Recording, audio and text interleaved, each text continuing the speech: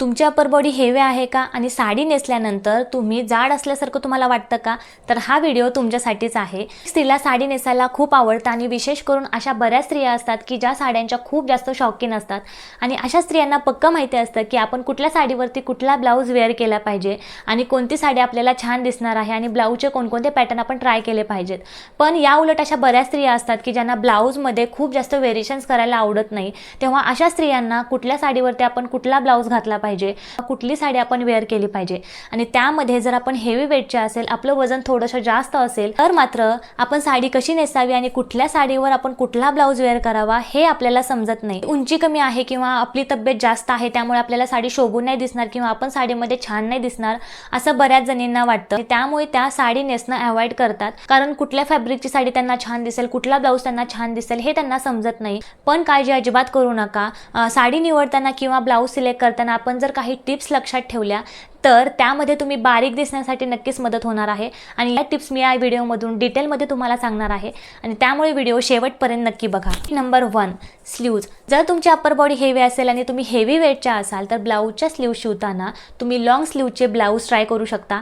याचं कारण मी तुम्हाला सांगते, जर तुम्ही लॉंग स्लीवचे ब्लाऊज ट्राय केले तर जर तुमची उंची कमी असेल तर त्यामध्ये तुमचे हातसुद्धा लांब दिसतात आणि जर तुमची तब्येत जास्त असेल तर त्यामध्ये तुम्ही बारीकसुद्धा दिसता. आणि जर तुम्हाला लॉंग स्लीव्ज आवडत नसतील तर तुम्ही कोपऱ्यापर्यंत स्लीव सुद्धा नक्कीच ट्राय करू शकता आणि यामध्ये सुद्धा तुम्ही नक्कीच बारीक दिसण्यासाठी मदत होते.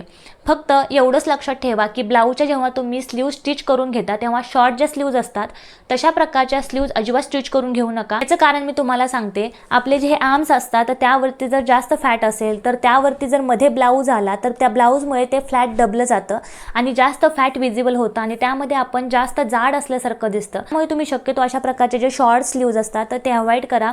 त्याऐवजी तुम्ही कोपऱ्यापर्यंत स्लीव्ज घेऊ शकता किंवा लॉंग स्लीव्ज सुद्धा खूप सुंदर दिसतात आणि त्यामध्ये तुम्ही नक्की बारीक सुद्धा दिसण्यासाठी मदत होते. जर तुम्हाला कोपऱ्यापर्यंत स्लीव्ज आवडत नसतील किंवा फुल स्लीव्ज आवडत नसतील आणि तुम्हाला शॉर्ट स्लीव्जच शिवायच्या असतील तर त्यासाठी सुद्धा एक बेस्ट ऑप्शन सांगते. तुम्ही स्लीव्जची फिटिंग जी आहे ती थोडीशी लूज ठेवा, म्हणजे स्लीव्ज थोड्याशा लूज ठेवा जेणेकरून तुमचं हे आर्मचं जे फॅट आहे ते दबलं जाणार नाही आणि तुमचं फॅट हे विजिबल होणार नाही आणि त्यामध्ये तुमचे डंद सुद्धा जास्त दिसणार नाहीत. ही टिप तुम्ही नेहमी लक्षात ठेवा. टिप नंबर 2, ब्लाऊजचा कलर. जेव्हा तुम्ही हेवी वेटच्या असता किंवा तुमची अपर बॉडी ही हेवी असते तेव्हा नेहमी लक्षात ठेवा, ब्लाऊजचा रंग हा तुम्ही साडीच्या रंगासारखाच घ्या.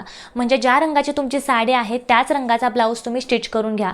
आता तुम्ही म्हणाल किशोर तू सगळ्या व्हिडिओमध्ये सांगते की कॉन्ट्रास्ट ब्लाऊज पीस वेअर करा, पण जेव्हा तुमचं वेट हे जास्त असतं आणि तुमची अपर बॉडी ही हेवी असते तेव्हा शक्यतो साडीच्या रंगाचाच ब्लाऊज तुम्ही वेअर करायचा आहे.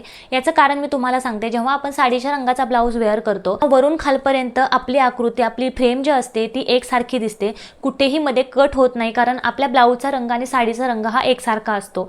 पण या उलट जर आपण कॉन्ट्रास्ट ब्लाऊज पीस वेअर केला तर काय होतं, आपली फ्रेम ही मध्ये कट होते कारण आपल्या ब्लाऊजचा रंग हा वेगळा येतो आणि वेगळ्या रंगामध्ये आपली पूर्ण आकृती जी असते ती मध्ये कट होते आणि अपसुकच ब्लाऊजच्या रंगामुळे तुमची अप्पर बॉडी ही नोटीस होते आणि त्यामध्ये तुम्ही अपसुकच जाड असल्यासारखं दिसतं.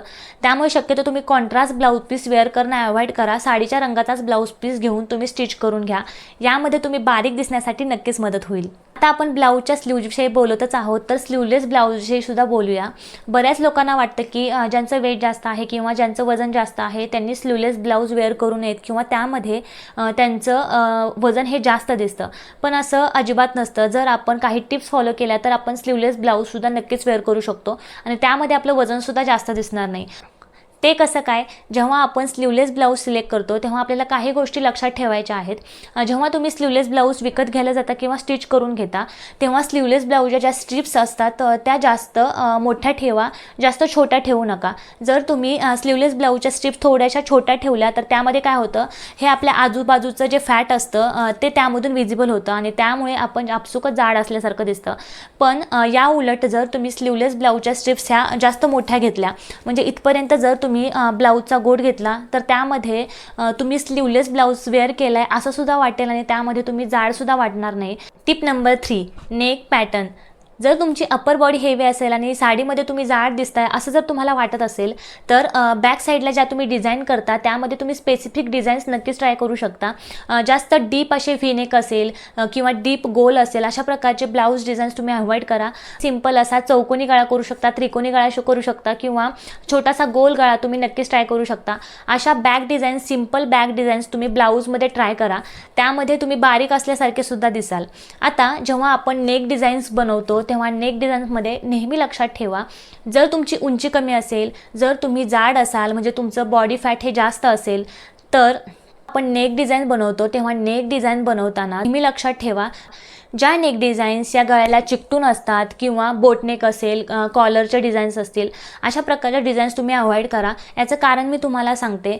जर तुमची उंची कमी असेल तर आपसुकच तुमच्या मानेची उंचीसुद्धा कमी असणार किंवा जर तुमचं बॉडी फॅट जास्त असेल किंवा अप्पर बॉडी हेवी असेल तर फॅटमुळे तुमच्या मानेची उंची ही ऑलरेडी कमी दिसत असणार आणि त्या जर तुम्ही क्लोज ब्लाऊज डिझाईन्स ट्राय केले तर त्यामध्ये तुमच्या मानेची उंची अजून कमी दिसणार.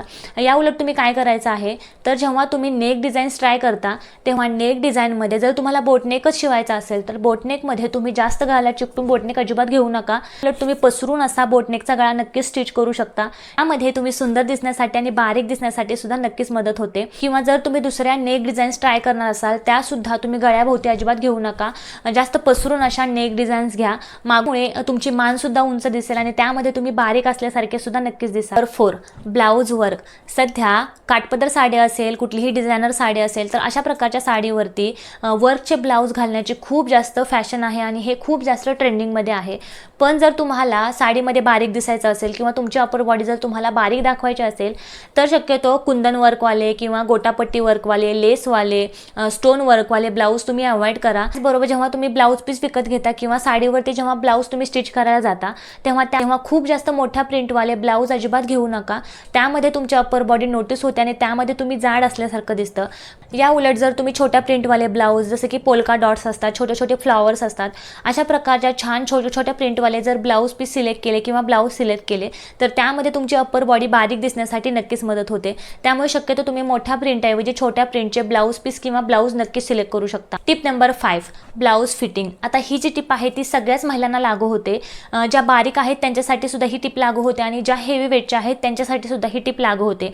आता ते कसं काय, जे वेटच्या असाल आणि तुमची अप्पर बॉडी जर हेवी असेल आणि त्यामध्ये जर तुम्ही जास्त फिटिंगवाले जर ब्लाऊज वेअर केले तर त्यामध्ये काय होतं, मी बऱ्याच महिलांना बघितलेलं आहे की खूप जास्त टाईट ब्लाऊज वेअर करतात. त्यांना असलेलं असेल, काही महिला एवढ्या टाईट ब्लाऊज घालतात की बॅक साईडनी त्यांच्या वरती आणि खाली अक्षरशः टायर येतात. म्हणजे त्यांच्या पाठीची चरबी दाबली जाते आणि वरून आणि खालून एक्स्ट्रा फॅट हे बाहेर दिसायला लागतं आणि त्यामध्ये त्या बारीक दिसण्याऐवजी त्यांचं वजन त्यामध्ये खूप जास्त दिसतं आणि त्यांची अपर बॉडी खूप जास्त हेवी वाटते. पण ती बारीक महिलांच्या बाबतीत सुद्धा लागू होते. जर तुम्ही खूप जास्त लूज असे ब्लाऊज वेअर केले तर त्यामध्ये तुमचा लुक हा गबाळ्यासारखा दिसतो आणि तुमची साडी अजिबात चांगली नाही दिसत. त्यामुळे तुम्ही बारीक जरी असाल किंवा हेवी वेटच्या जरी असाल तरी तुमचे ब्लाऊज हे फिटिंगमध्येच असावेत आणि प्रॉपर शिवलेलेच असावेत. त्यामध्ये तुमचा ब्लाऊज पण छान दिसतो आणि तुमचा ओव्हरऑल लुक हा खूप सुंदर दिसतो. ही टिप तुम्ही नक्कीच लक्षात ठेवा. टिप नंबर 6 ही टिप आहे पेटिकोटच्या बाबतीत. आता आपली साडी कशी दिसणार आहे, ती कशा पद्धतीने नेसली जाणार आहे, हे सगळं आपल्या पेटिकोटवर डिपेंड असतं. आता ते कसं काय, आपण जेव्हा साडीचा पेटिकोट सिलेक्ट करतो तेव्हा नेहमी लक्षात ठेवा, जे घेरवाले पेटिकोट येतात कॉटनमध्ये तशा प्रकारचे पेटिकोट अजिबात चूज करू नका. त्याऐवजी तुम्ही स्लिम फिटमध्ये जे लायक्रा फॅब्रिकचे पेटिकोट येतात तशा प्रकारचे पेटिकोट तुम्ही चूज करा. या पेटिकोटमुळे तुमची साडी खूप सुंदर नेसली जाते. अशा प्रकारचे पेटिकोट पूर्णपणे तुमच्या बॉडीला छान फिटिंगमध्ये बसतात आणि त्यामध्ये तुम्ही बारीक असल्यासारखे दिसता. आता पेटिकोटच्या बाबतीत मी तुम्हाला अजून एक टिप सांगते की मार्केटमध्ये खूप सारे पेटिकोट अवेलेबल आहेत. स्लिम फिटमधले पेटिकोट असतील, लायक्रा फॅब्रिकमधले पेटिकोट असतील, पण हे पेटिकोट सुद्धा सिलेक्ट करताना नेहमी लक्षात ठेवा, जे पेटिकोट वरून खालपर्यंत एकदम बॉडीला फिटेड असतात अशा प्रकारचे पेटिकोट अजिबात सिलेक्ट करायचे नाहीत. या पेटिकोटमध्ये अजिबात कम्फर्टेबल वाटत नाही. या उलट तुम्ही गुडघ्यापर्यंत जे पेटिकोट फिटेड असतात आणि तेथून खाली त्याला फ्लेअर असतो अशा प्रकारचे पेटिकोट तुम्ही नक्कीच चूज करायचे आहेत. मी ते तुम्हाला फोटो मेन्शन करते. अशा प्रकारच्या पेटिकोटमध्ये तुम्हाला छान कम्फर्टेबल पण वाटेल, तुमची साडी पण छान नेसली जाईल आणि यामध्ये तुम्हाला एक स्लिम लुक मिळण्यासाठी सुद्धा नक्कीच मदत होईल. त्यामुळे अशा प्रकारचे पेटिकोट तुम्ही साडीसाठी नक्कीच ट्राय करू शकता. नंबर 7 साडीचं फॅब्रिक. जर तुम्हाला साडीमध्ये स्लिम दिसायचं असेल आणि जर तुमची अपर बॉडी हेवी असेल तर कोणत्या फॅब्रिकची साडी आपण चूज केली पाहिजे. पहिली जी साडी आहे ती आहे म्हैसूर सिल्क. म्हैसूर सिल्क साडी ही खूप जास्त सॉफ्ट अशी साडी असते. जर तुम्हाला लग्नासाठी आणि कार्यक्रमासाठी जर स्लिम लुक हवा असेल आणि तुम्ही साडीमध्ये सुंदर दिसावा असं जर तुम्हाला वाटत असेल तर तुम्ही म्हैसूर सिल्क साडी नक्कीच ट्राय करू शकता. या साडीमध्ये तुम्ही शक्यतो डार्क शेड्स निवडा. यामध्ये तुमचा लुक हा स्लिम दिसण्यासाठी आणि तुम्ही साडीमध्ये सुंदर दिसण्यासाठी नक्कीच मदत होईल. आता दुसरी जी साडी आहे ती आहे जॉर्जेटची साडी. आता मी जी साडी वेअर केलेली आहे ती सुद्धा जॉर्जेटची साडी आहे. या साडीचं वैशिष्ट्य म्हणजे ही साडी खूप जास्त सॉफ्ट असते, लाईट वेट असते, इझिली नेसली जाते आणि आपण ती साडी इझिली कॅरी करू शकतो. साडीचं फॅब्रिक हे पूर्णपणे बॉडीला हग करणारं फॅब्रिक असतं. त्यामुळे ही साडी जेव्हा तुम्ही नेसता त्यामुळे आपसुकच तुमची साडी छान चापून चुपून सुद्धा बसते आणि त्यामध्ये तुम्हाला एक स्लिम इफेक्ट